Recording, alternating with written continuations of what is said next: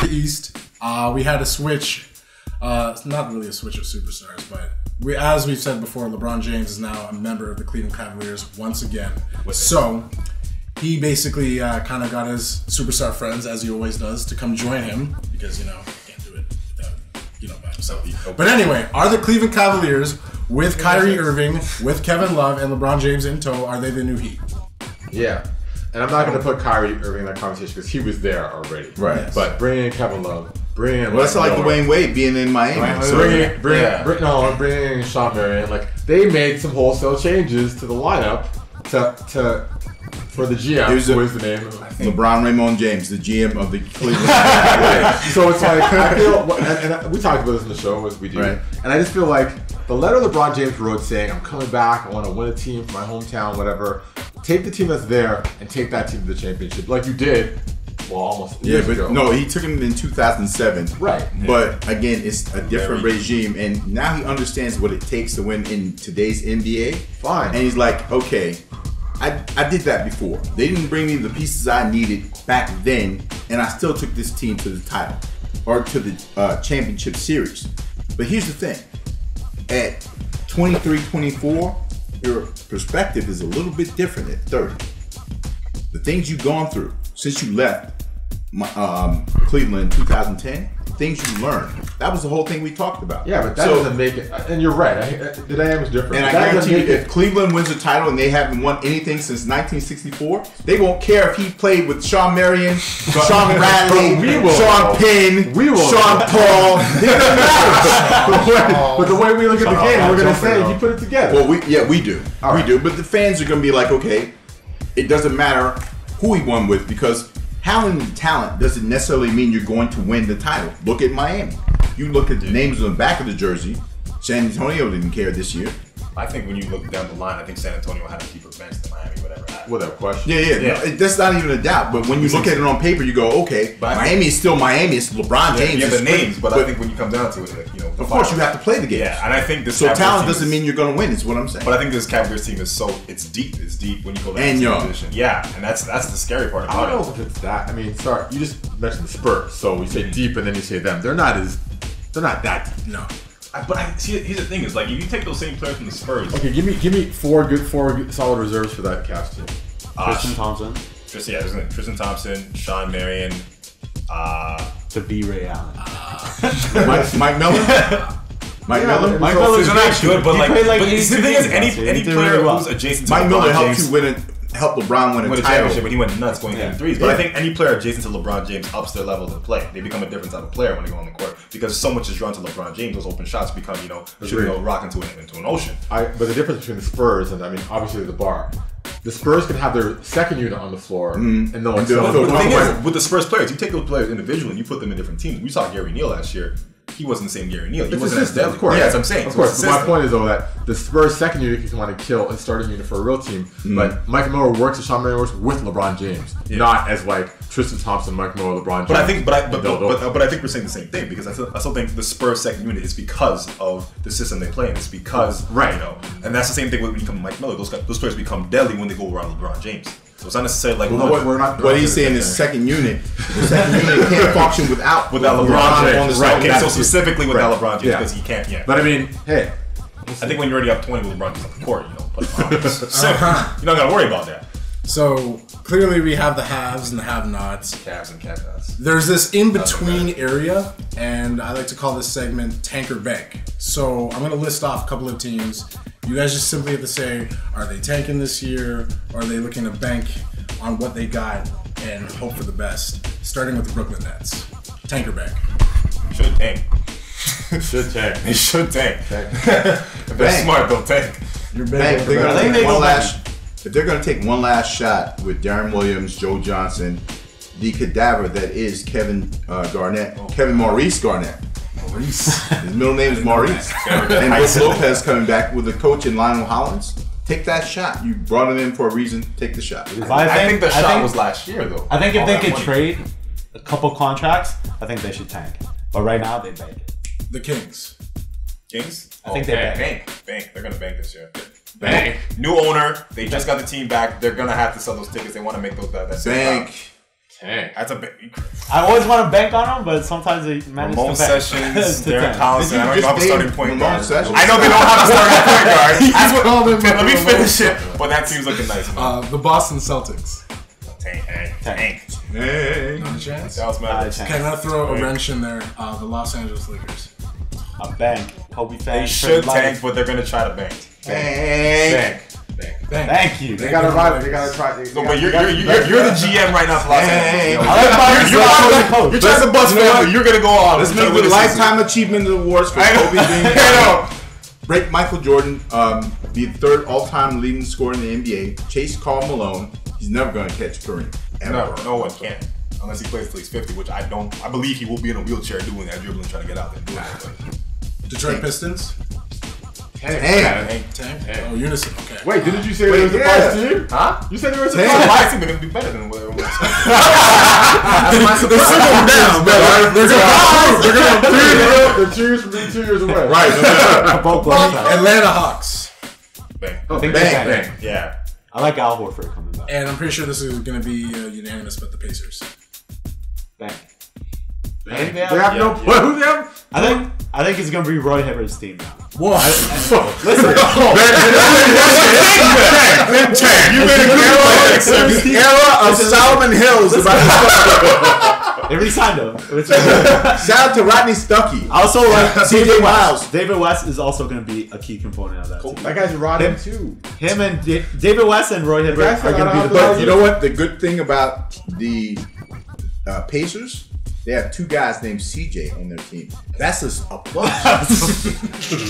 It is. CJ Miles, CJ Watson, no relation. We're going to move on to someone who is banking right now. His name is Adam Silver, who just signed off on $24 billion in 9 years. How is this going to affect the league? How is this going to affect players, owners? How is this going to change how the league operates? The owners He's are not happy. banking. He's not banking. He didn't make this. He's not cashing out of that deal. The league, okay, the players. The players are The banking. players are banking? Well, they have to renegotiate to get the revenue share a little bigger. That's why LeBron James was smart. Took that 2 years, so when that happens, he can renegotiate, get a better contract. I think the agents want.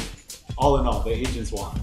Now if they don't get that money. But the people that have the max contracts right now, they have to negotiate everything by the time that deal comes. It won't happen because the deal comes like when 2016. I think. Yeah, 2016. It starts. If you sign a max deal this year, you're still going to be 2 years away. Yeah. So guys who signed in 2016, 2017 they have that deal because it kicks in. That's why LeBron James did that, so he can renegotiate. Everyone was like, "Why 2 The years?" owners are the winners. And you know what? Who else had a 2-year deal? Kobe being Bryant. He's going to stay around to get some of that money. You better Give me a piece. He's going to stay around to get that money. Yeah, Get that retirement deal. Kobe Bryant will never play for another team in the NBA. They've already signed to one bad contract. I hope they don't do it again. Kobe Bryant will never play for another team in the NBA. He's one of those last guys to go play for the same Like team. Dirk Nowitzki? No, I'm saying he's one of Like those, we've never talked about today? like one of those last guys. That's surprising, though. It is surprising. But moving on, a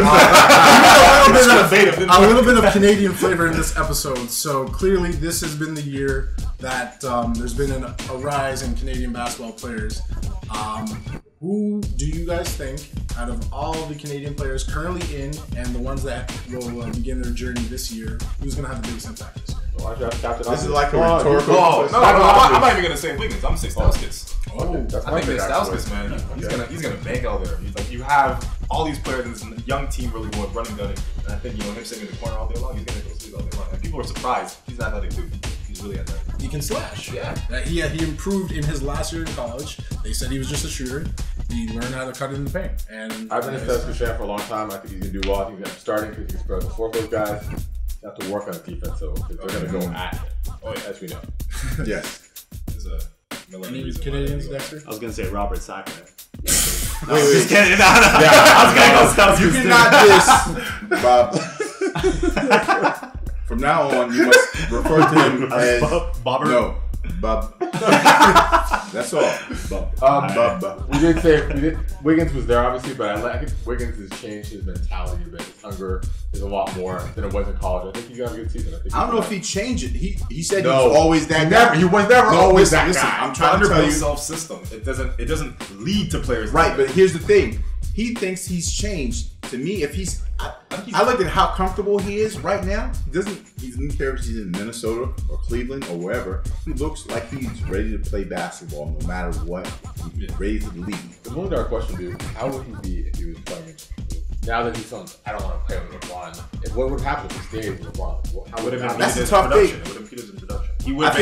He would get those 16, 12 points here and there, but I don't think he would be that person that would rely on it. And then when people rely on you, you become better. And see, the crazy part is both teams could have kind of test driven. Until the trade deadline to see, okay, 55 games in, is he Scottie Pippen light, or is he Andrew Wiggins, the guy who has no fire? Yeah, but I think the Cavs didn't want them to find out. I don't think we want the Cavs to find out. Well, because if you find out, I ain't trading this guy. This guy's especially when the other and then you better that trade. Yeah. No one knew, but it was like that whole play on the mystery. Yeah, exactly.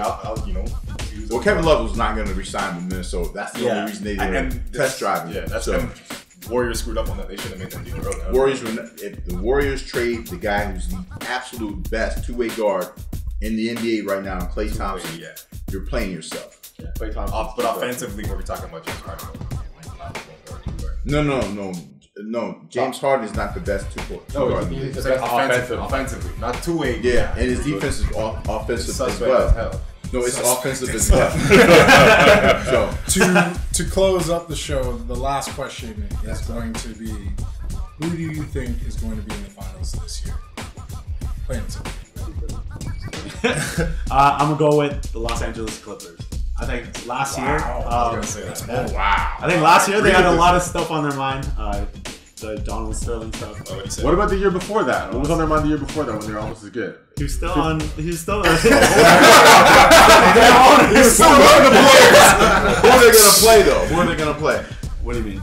In the finals? The other team they play in the finals. You're saying who's gonna win? They're probably gonna play Cleveland.